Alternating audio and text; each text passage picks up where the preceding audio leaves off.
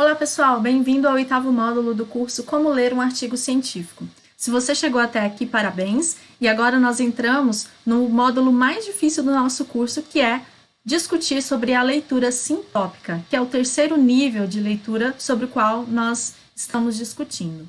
Só para relembrar, nós iniciamos a leitura dos artigos lá na primeira etapa, que seria a leitura inspecional, dividida ali em duas etapas, a pré-leitura, que seria uma sondagem sistemática, e a leitura superficial direcionada para alguns pontos bem específicos do artigo.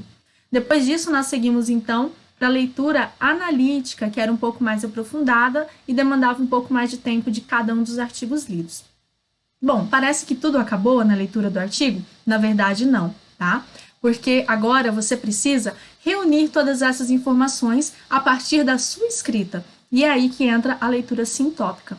Como eu falei no módulo anterior, ler e escrever são artes recíprocas, então elas estão sempre juntas. Se você lê algo, é importante que você escreva sobre o que você está lendo, tá? Porque isso vai te desenvolver bastante e vai aprimorar bastante a sua capacidade de responder provas, questões, participar de apresentações e assim por diante. Então, vamos entender melhor o que é essa leitura sintópica? Antes de iniciar, é importante falar que sintópico foi um termo criado pelo escritor Mortimer Adler, o autor do livro Como Ler Livros e de mais uma série de outros livros também aí da linha de educação clássica, tá? Então, é uma palavra originada de duas outras palavras do grego. A primeira, sim, que significa simultaneidade, né? Indica simultaneidade e está aí presente em muitas palavras da nossa língua portuguesa como sinônimo e sincronia. E nós temos também a palavra do grego topos, que significa lugar, lugar das ideias, né? Tópicos. Tá? E a partir disso aí, então, a gente tem algo, ok? Observado de lugares diferentes ao mesmo tempo. Um exemplo bem clássico disso são os evangelhos sinóticos da Bíblia, né? Como os três primeiros evangelhos ali do Novo Testamento, Marcos, Mateus e Lucas, que discorrem sobre o mesmo assunto, mas de três pontos de vista diferentes, tá? Ler vários artigos do mesmo assunto leva também a você ter pontos de vista diferentes de um mesmo assunto. Então, nesse curso, nós estamos lendo 2 artigos apenas, mas para escrever o seu TCC, o relatório de pesquisa, o artigo, provavelmente você deve estar aí com uma infinidade de artigos, 50, 90 artigos talvez para ler, e você precisa reunir todas essas informações no papel, ou melhor, no arquivo de Word, certo? E aí a leitura sintópica, ela vem para ajudar bastante. Não vai ser possível fazer aqui com vocês ao mesmo tempo uma leitura sintópica, porque senão ficaria uma aula extremamente longa. Mas eu vou dar aí alguns indícios para vocês, algumas dicas de etapas que vocês podem seguir, e a partir do momento que vocês começarem a fazer, eu vou acompanhá-los por meio das dúvidas que vocês me enviarem, tá bom? Então, esse é um módulo essencialmente prático, por isso que essa aula ela vai ser bem curtinha, mas a atividade do participante vai requerer bastante energia, ou seja, vai ser uma atividade muito ativa, assim como a leitura. Então, primeira coisa, você vai separar os artigos que você selecionou nos módulos anteriores, porque você vai precisar deles, tá bom? E aí, as etapas, como eu falei anteriormente nas demais aulas, as etapas de leitura são cumulativas. Se por acaso você não pôde fazer alguma das etapas anteriores, se você teve que pular, não tem como você iniciar essa etapa. Tá? Então, às vezes, é preciso retroceder para avançar um pouquinho. Então, retroceda aí alguns módulos e aí avance novamente para que você consiga chegar aqui na leitura sintópica.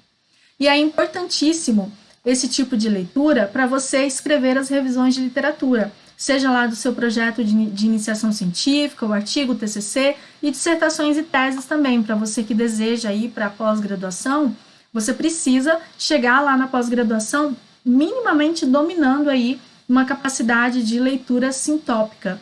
Lembrando que quando eu falo leitura sintópica, eu estou intrinsecamente me dirigindo também à capacidade de escrita, certo? Sobre esses diferentes pontos de vista em um único local. Então, quais seriam esses passos da leitura sintópica para você fazer com esses 2 artigos que você tem em mão? O primeiro deles é encontrar o que é relevante em cada artigo. Então, se você fez a leitura analítica e fez o fichamento, provavelmente você já tem essa resposta pronta lá no seu fichamento. Então, não vai ser nenhuma dificuldade você realizar essa primeira etapa. Depois, você vai definir quais são as questões importantes que você deseja responder. Eu vou dar alguns exemplos no próximo slide, mas você pode ter certeza que se você está lendo esse artigo, é porque você tem questões, você tem perguntas a serem respondidas. E essas perguntas precisam estar muito claras. Eu costumo indicar bastante para os meus orientados que, para que eles evitem se perder na leitura, eles escrevam mesmo, coloquem no papel as perguntas e colhem na parede, de frente a eles, um pouco acima da tela do computador, para que eles não percam de vista porque eles estão lendo e quais são as perguntas que eles buscam responder com aquela leitura. Isso pode ajudar algumas pessoas. Fica a critério de cada um. E aí, a partir dessas perguntas, você precisa definir um consenso entre os autores sobre terminologias.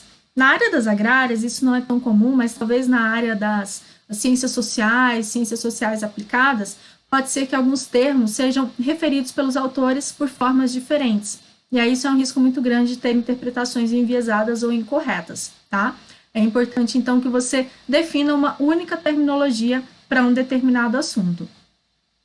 E aí delimitar as convergências, as divergências e aprofundar nisso. Vou dar um exemplo, vai ficar mais fácil ainda no próximo slide, tá bom? E depois você vai ordenar todas essas ideias que você tem em mente, tudo por escrito, tá? Vamos lá, então, para um exemplo. Primeiro, encontrar um artigo que é relevante. Quais são esses 2 artigos que eu encontrei? Eu coloquei aí as referências para vocês, tá? E aí eu sei que a relevância deles é mostrar qual é o efeito dos estimulantes micorrízicos no crescimento de plantas e também na micorrização. E aí, eu defini quais eram as minhas questões importantes para ler ali aqueles artigos, ou seja, por que eu estava lendo? Porque eu precisava responder a seguinte pergunta. O isoflavonoide, formononetina, ele estimula o crescimento de plantas micorrizadas? Essa é a pergunta que eu preciso responder ao ler esses 2 artigos. Então, significa que, ao final da leitura desses 2 artigos, eu tenho que saber responder essa pergunta, certo? Se você terminou a leitura e ainda não consegue responder essa pergunta, há 2 possibilidades. Ou a pergunta está incorreta, ela foi feita incorretamente, ou a sua leitura foi insuficiente, foi ineficaz para você responder essa pergunta e você precisa fazer todas as etapas da leitura novamente. Defina um consenso entre os autores sobre a terminologia. Como eu falei para vocês, alguns termos podem ser utilizados de maneiras diferentes e isso pode resultar em muitas confusões de interpretação. Então, vou dar aqui alguns exemplos. Às vezes, nos artigos, vocês podem encontrar os seguintes termos: crescimento de plantas, biomassa seca, matéria seca, biomassa da parte aérea, biomassa da raiz. E aí você precisa definir o que é o quê.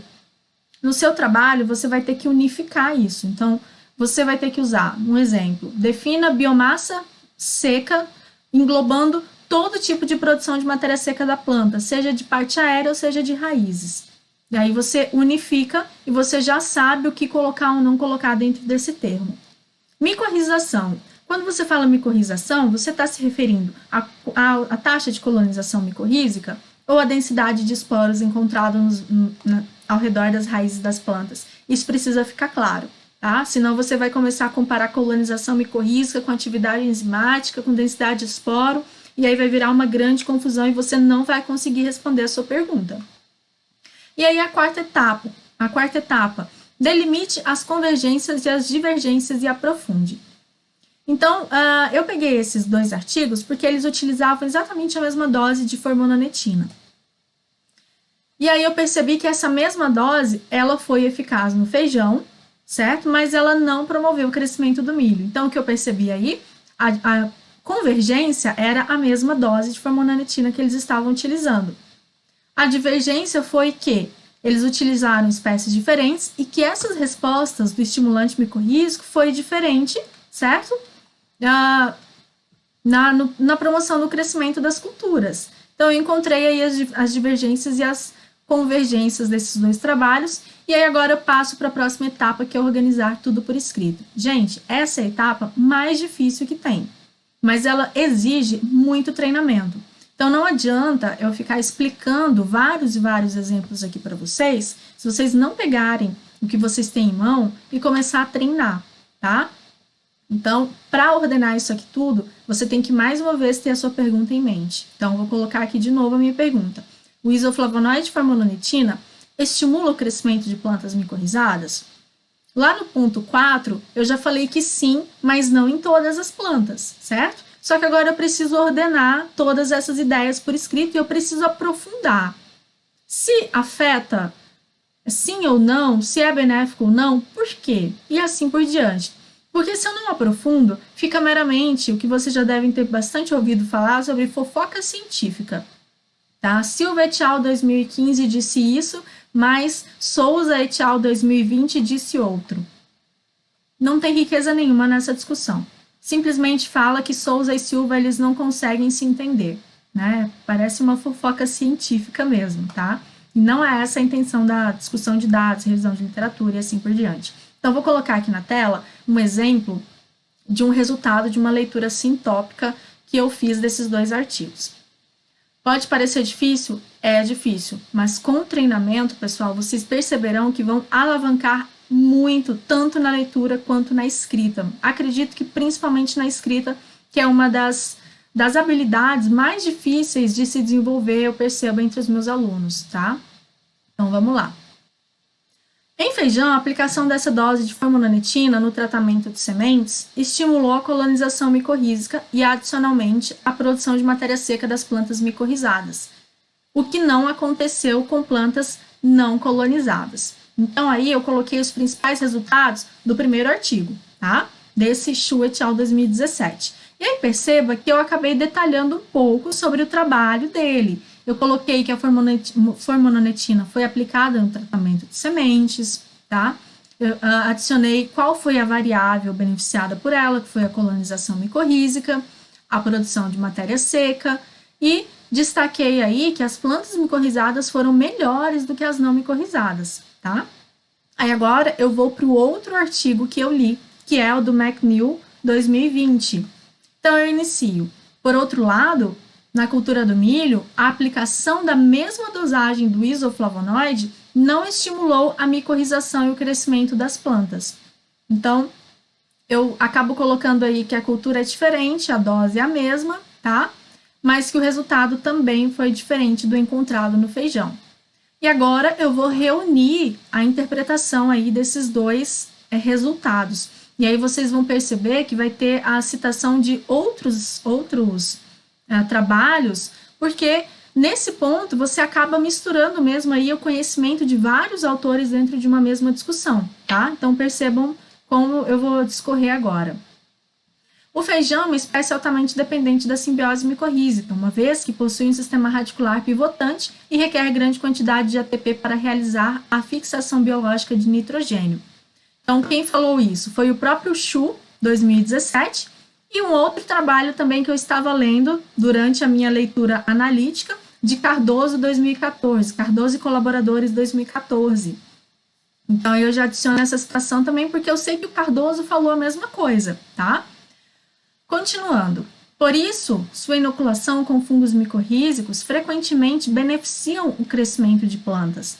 Então, eu já adicionei uma informação aí que foi obtida por um outro trabalho já, Moreira e Colaboradores, de 2015, certo? Por que eu sei disso? Porque durante toda a minha leitura analítica, eu fui fazendo o fichamento, certo? Daquele jeitinho que eu te mostrei. E aí a gente consegue, então, lembrar, desenvolvendo bem a memória rápida, né? E a observação apurada, a gente consegue lembrar mais ou menos que teve alguém que falou isso ou algo semelhante. E aí você volta lá no seu fichamento, dá um Ctrl L no Word, pesquisa uma palavra específica, rapidinho você acha quem achou. Geralmente é necessário você voltar e ler rapidamente ali as partes que você destacou no artigo, mas isso já te já economiza um bom tempo seu, ok? E também faz com que você enriqueça a sua discussão. Continuando então. Logo, estimulantes que aumentem a colonização micorrízica, como a farmanonetina, também aumentam a colonização, também favorecem o crescimento das plantas de feijão. Em contrapartida, o milho apresenta um sistema radicular fasciculado que é abundante e alcança facilmente nutrientes no solo, reduzindo sua dependência micorrízica. Então, eu já citei também um outro trabalho que avaliou a dependência micorrízica do milho. Carneiro e colaboradores de 2016. E encerro falando: esse fato contribuiu com uma menor amplitude de resposta no crescimento e na colonização micorrízica, principalmente quando comparado ao feijão. Então percebam que eu fiz, eu coloquei aí os resultados separadamente de cada artigo, depois eu analisei eles conjuntamente, eu respondi a minha pergunta. Vou voltar lá no slide anterior. Qual era a minha pergunta? O isoflavonoide formononetina estimula o crescimento de plantas micorrizadas? Então aqui eu respondi que no feijão sim, mas no milho nesse caso não.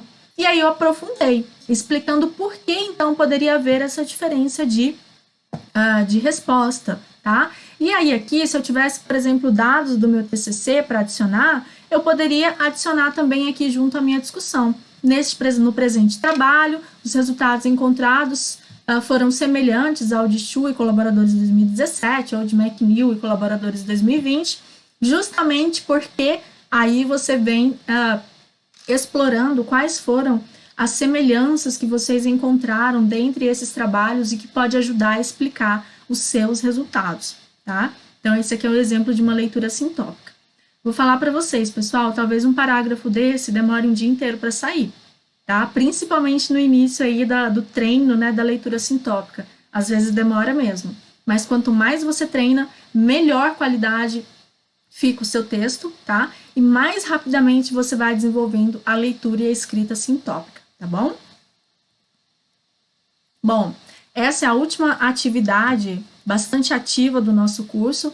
É basicamente a atividade que tem aí um maior peso, né? Porque é a mais importante, certo? Então, não deixe de acessar o link da atividade do participante presente nesse módulo e responder lá o questionário, tá bom? Então, nesse módulo nós ficamos por aqui e, mais uma vez, teve alguma dúvida? Entre em contato conosco. É por meio delas que nós conseguiremos fazê-lo avançar aí nas etapas de leitura e também ajudá-lo a crescer no seu processo de aprimoramento acadêmico, ok? Um grande abraço e até a próxima!